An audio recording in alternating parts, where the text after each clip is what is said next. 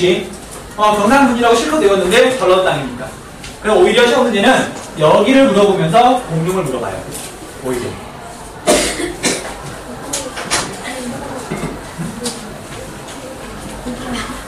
뭐 먹고 싶어? 근데 왜 우리나라에서는 뼈가 안 나와? 그러게. 잠깐 들렀다.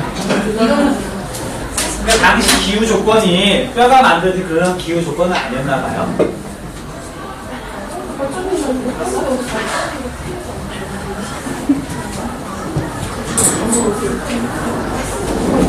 자, 계속. 자, 그리고 이제 경상분지 특징을 봤더니, 여기 가서 직접 땅을 파봤더니, 지층이 이렇게 쌓여있더래요. 이렇게. 지층이 나란하게 쌓여있더래요. 자, 이게 뜻한 게 뭐냐면, 처음에 지층이 쌓일 땐 당연히 나란하게 쌓여요.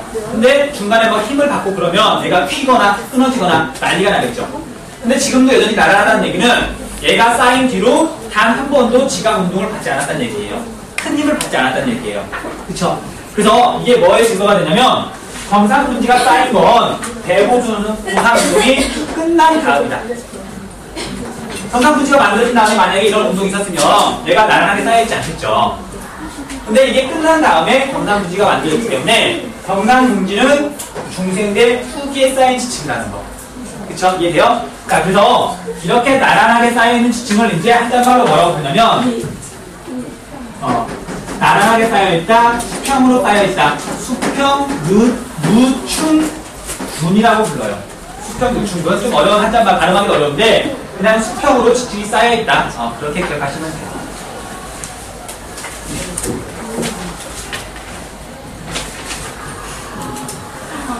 그리고 이제 중생대는 마지막 하나.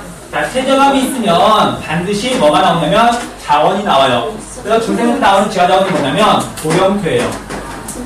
고령토. 그래서 경상 땅에서 고령토가 주로 나오고 고령토로 뭐 만든다? 고령토로 뭐 만들어요?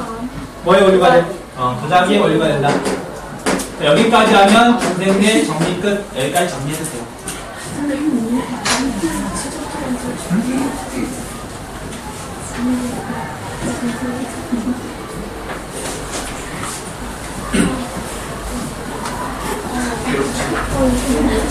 나도 괴롭다.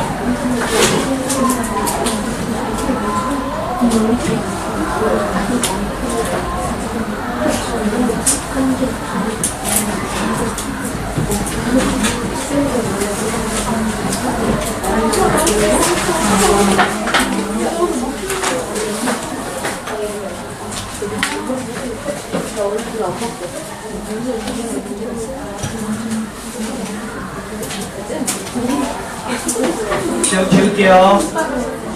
네.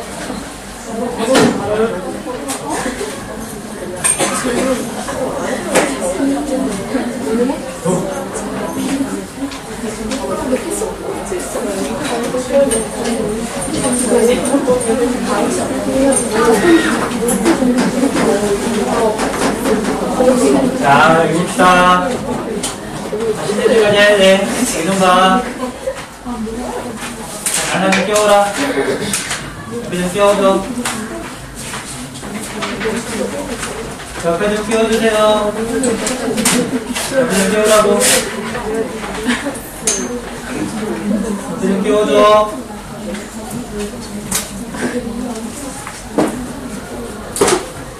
옆에 좀 끼워줘. 이 부분은 사실 여자애들도 되게 어려워하는데 남자애들도 사실 못하는 부분이에요. 이게 뭐 논리적으로 맞는 부분도 아니고 이거 외워야 되는 부분이라서. 근데 이 부분이 바탕에 시험지가 되게 많이 나오니까 힘들더라도 계속 봐야 돼요. 문제 풀다가 막히면 고생대 문제인데 잘 모르겠다. 고생대 부분 한번 다시 보고 계속 끊임없이 봐야 되는 부분이에요.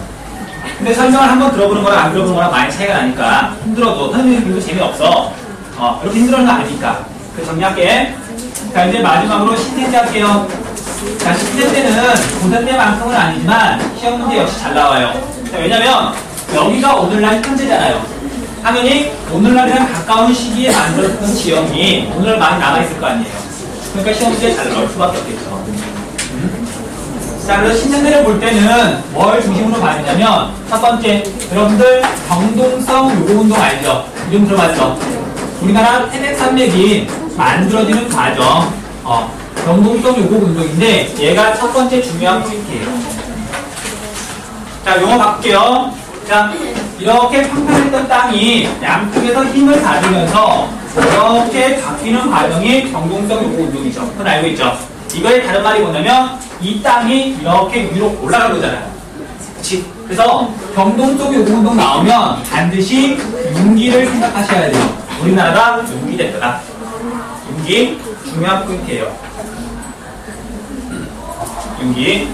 그 다음 두 번째는 자, 신생대 3기와 4기가 있는데 그건 알고 있죠? 자, 3기에 있었던 일이 뭐냐면 우리나라에 있는 화산 지형들이 이때 발견됐어요. 제주도, 울릉도, 독도, 백두산, 그 다음 철원의 용암대지. 근데 이 화산은 지형 마지막 시간에 배울 거니까 지금은 그냥 글자만 적어두고 넘어가세요. 화산. 자, 그 다음 신생대는 4기로 또 나눠지는데 이때 뭐가 있었냐면 빙기와 간빙기가 있었던 거 알고 있죠? 가장 최근인데 기온이 높을 때랑 낮을 때랑은 지형이 만들어지는 게 달라요. 그래서 이때 뭘 배울 거냐면 기후가 지형에 어떤 영향을 미치는지 기온이 높을 때와 낮을 때 각각 나눠서 공부를 할 거예요. 근데 이 부분이 지형에서 사실 가장 중요해요. 가장 중요해요. 오늘날 지구 역사에서 가장 최근이기 때문에 오늘날 남아있는 대부분의 지형이 첫때 만드는 거라서 가장 중요해. 그래서 다음 시간에 굉장히 자세히 설명을 해줄게요. 혹시 이런 궁금증, 궁금하게 생각하는 거 없어요? 3기, 4기 있잖아. 1기하고 2기는 어디 있을까? 안 궁금하다? 어디가 있겠지? 아무튼 중요한 건 신생대는 3기와 4기로 나뉘어지고 이 고생대를 1기라고 그러고 중생대를 2기라고 해요.